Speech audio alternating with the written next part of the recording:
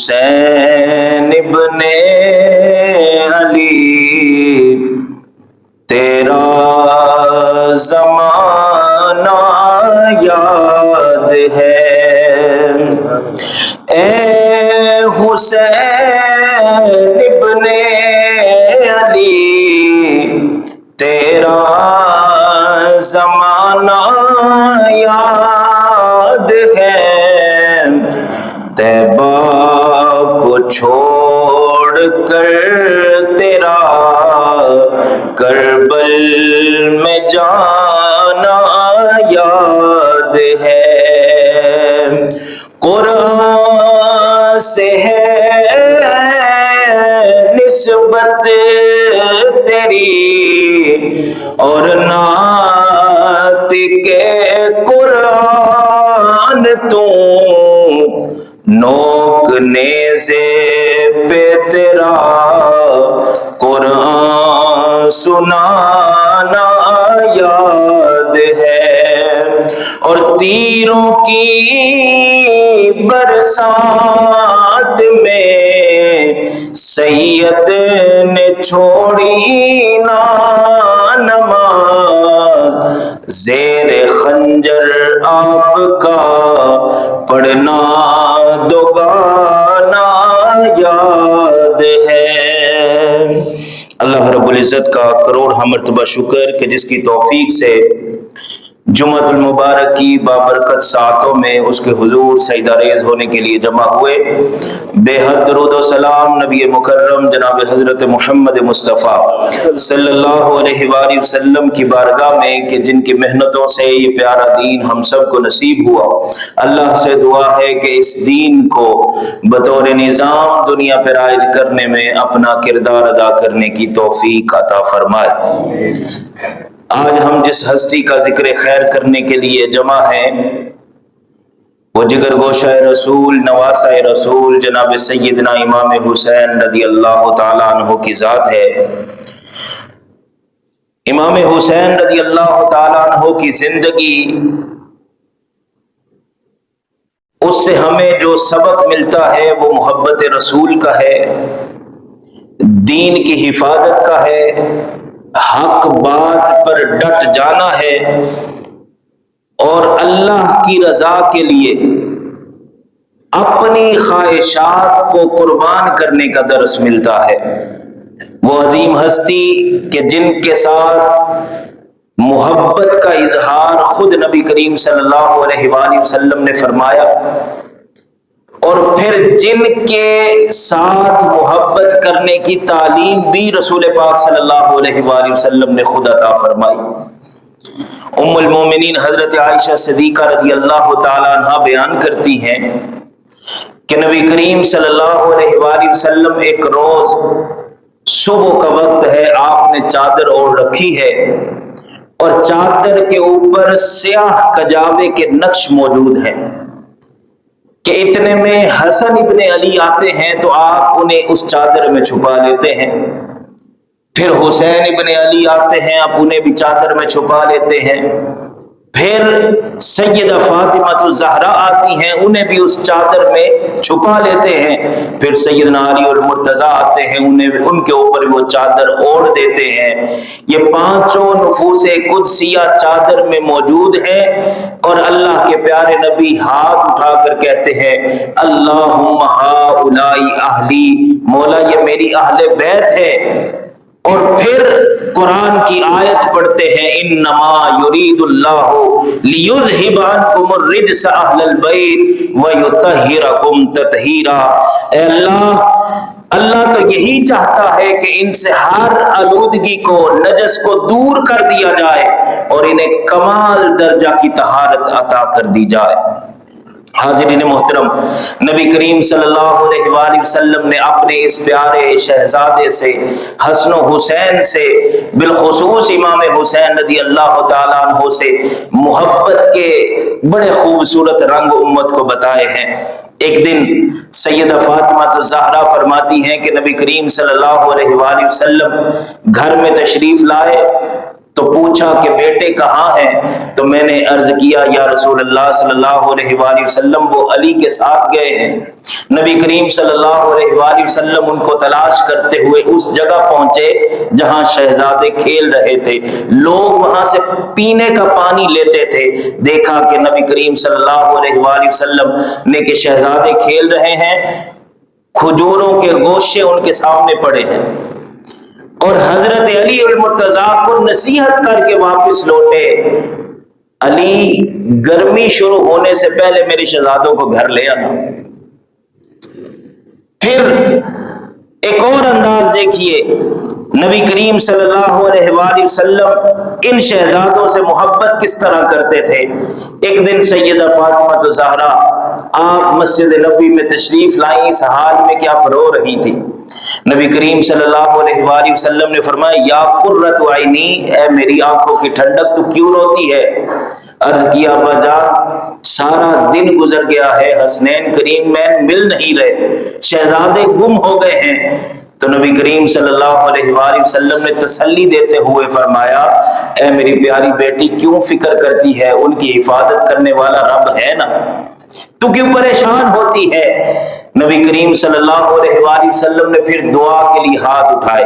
آپ دعا کے ایک ایک لفظ پہ غور کیجیے گا، کتنی شاندار دعا ہے، اور دعا مانگنے والے امام الانبیاء ہیں۔ امام الانبیاء دعا کے لیے ہاتھ اٹھاتے ہیں اور فرماتے ہیں اے عزت و جلال والے رب، اے طوفان میں نوح علیہ السلام کی حفاظت کرنے والے رب، کنویں میں یوسف علیہ السلام کو محفوظ رکھنے والے رب، اے وہ ذات جس نے سمندر میں موسیٰ علیہ السلام کی حفاظت کی، اے وہ رب جس نے نار نمرود میں ابراہیم کو بچایا، اے وہ رب جس نے مچھلی کے پیٹ میں یونس علیہ السلام کی حفاظت کی، اور جس نے اپنے محبوب نبی کو غار ثور میں محفوظ رکھا، اے میرے اللہ، اے زمین و آسمان کو پیدا کرنے والے رب، جس طرح تو نے اپنے ان محبوبوں کی حفاظت کی ہے، اے اللہ میرے ان دو محبوبوں کی بھی حفاظت فرما۔ یہ انداز محبت ہے نبی کریم صلی اللہ علیہ وآلہ وسلم کا۔ وہ کسی نے کہا تھا کیسے بتاؤں آپ کو کیا کیا حسین ہے، کیسے بتاؤں آپ کو کیا کیا حسین ہے، قطرہ ہے کائنات تو دریا حسین ہے، بچپن ہی سے یہ عزت یہ مقام یہ مرتبہ، بچپن ہی سے یہ شان یہ عزت یہ مرتبہ کہ زلف نبی سے کھیلنے والا حسین ہے، اور ان کے لبوں کے چھونے کو پانی ترس گیا۔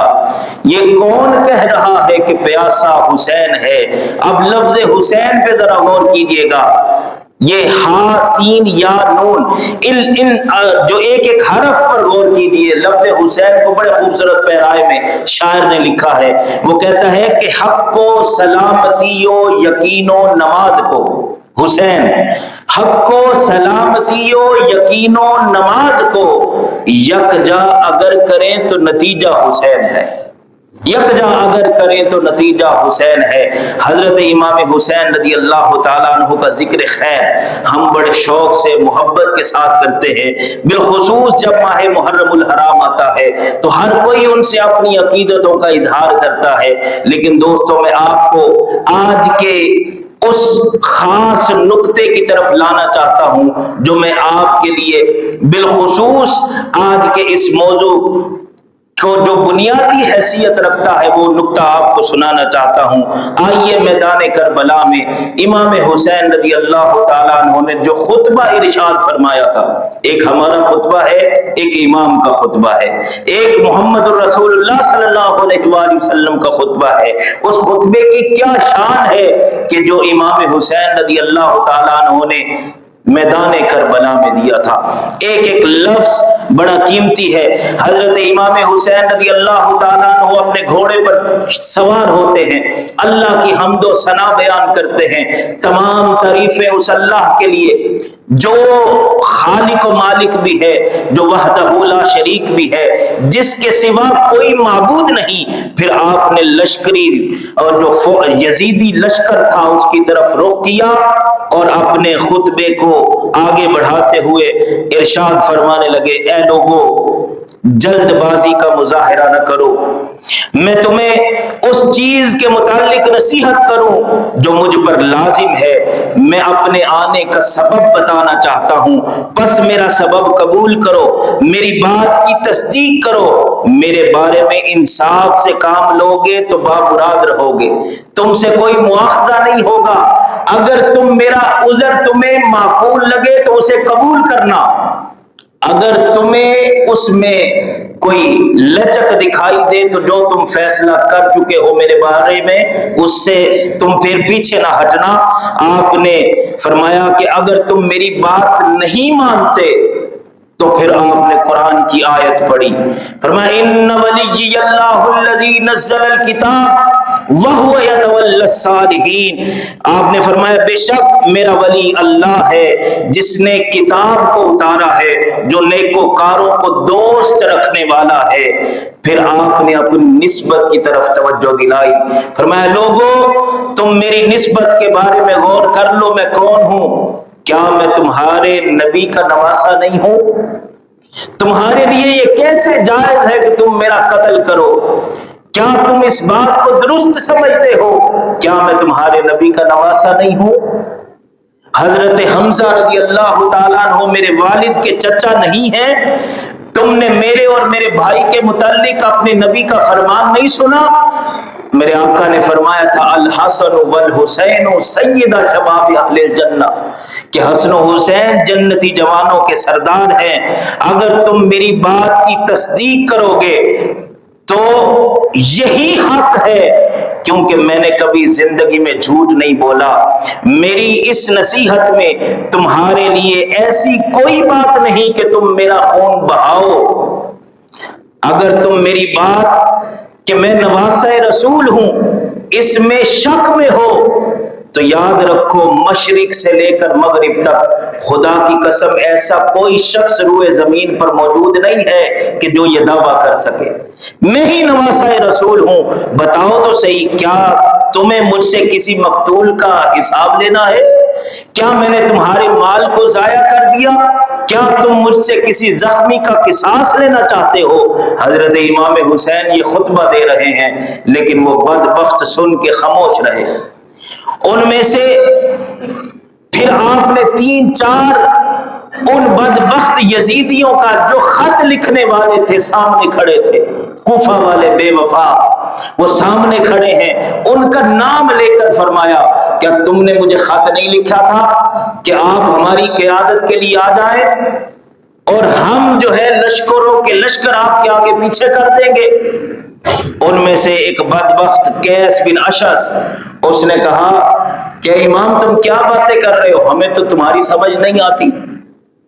پھر ان میں سے ایک اور بدبخت آگے بڑھا، اس نے کہا کہ آپ کو ابن زیاد کے حکم کے سامنے سر تسلیم خم کرنا ہوگا، پھر ہم آپ کو چھوڑ دیں گے،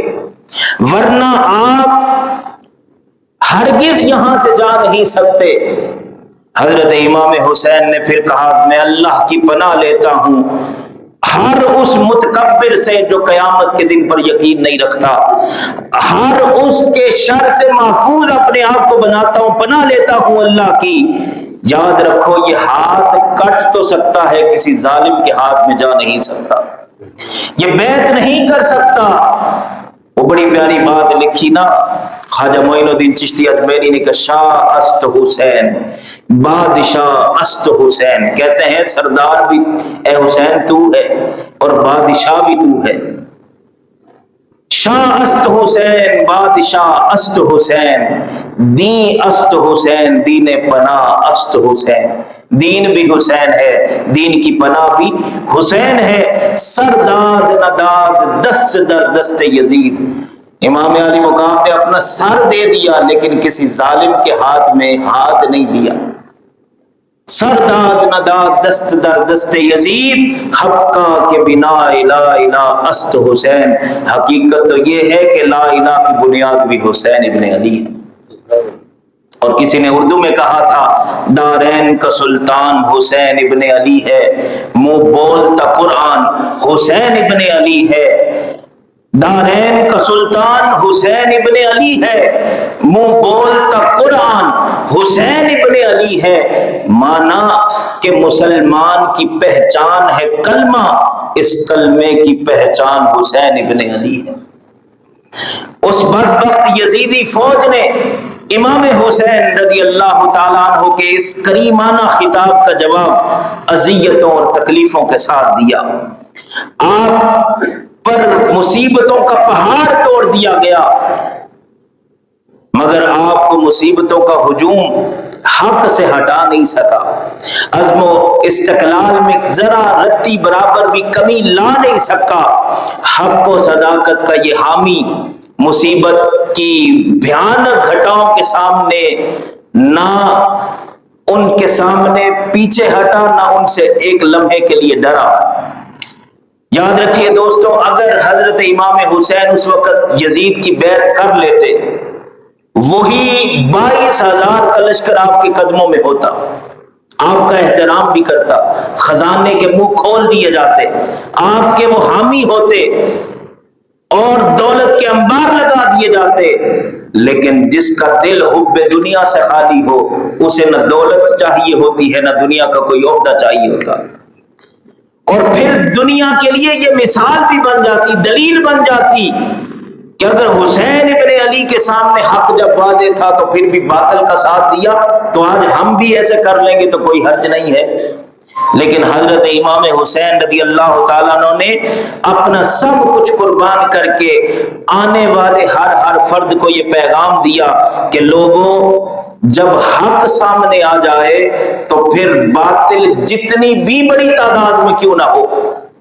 وہ ہزاروں لاکھوں کی تعداد میں کیوں نہ ہو، تم نے ہمیشہ حق کو ترجیح دینی ہے، اس ہجوم کو ترجیح نہیں دینی۔ اس کے لیے تمہیں اپنا مال قربان کرنا پڑے تو کر دینا، وطن چھوڑنا پڑے تو چھوڑ دینا، حتیٰ کہ اپنی جان کا نذرانہ بھی پیش کرنا پڑے تو لازمی ہے کہ اپنی جان کا نذرانہ بھی پیش کر دینا، لیکن حق سے کبھی پیچھے نہ ہٹنا۔ بڑی پیاری بات لکھی کسی نے، اے حسین ابن علی تم پر سلام، نازش آل نبی تم پر سلام، تم پہ لاکھوں رحمتیں لاکھوں سلام، افتخار ملت بیضا ہے تو، رب کعبہ کی قسم یکتا ہے تو، فخر کا دل میں دریچہ باز کرنا چاہیے، جن کا تو آقا ہے ان کو ناز کرنا چاہیے۔ اللہ رب العزت نے قرآن پاک میں فرما دیا وَقُلْ جَاءَ الْحَقُّ وَزَهَقَ الْبَاطِلُ إِنَّ الْبَاطِلَ كَانَ زَهُوقًا، کہ جب حق آتا ہے تو باطل مٹ جاتا ہے، باطل ہوتا ہی مٹنے کے لیے ہے۔ دوستو، حسین ابن علی رضی اللہ تعالیٰ عنہ نے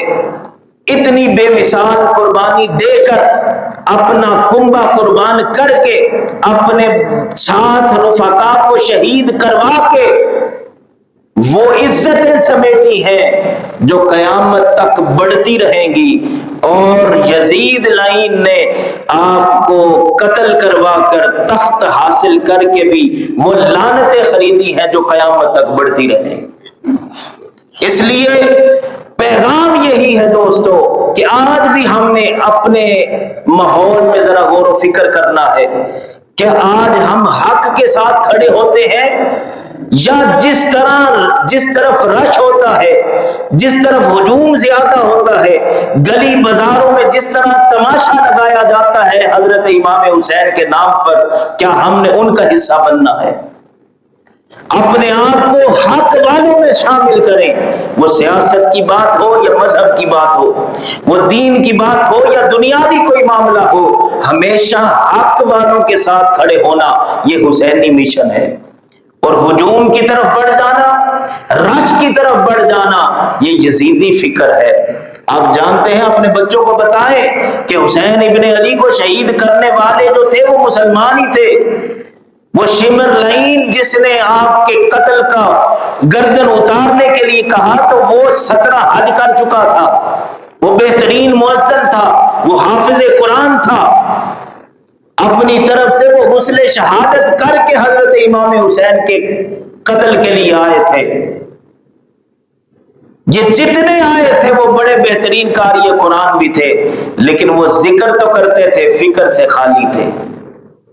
حق والے کون ہوتے ہیں؟ جو ذکر بھی کرتے ہیں اور امام حسین کی فکر کو لے کر بھی چلتے ہیں. تو اس لیے پیغام یہی ہے کہ فقط ذکر کرنا کافی نہیں، امام حسین کی فکر کو لے کر چلیں. اللہ ہمیں عمل کی توفیق عطا فرمائے.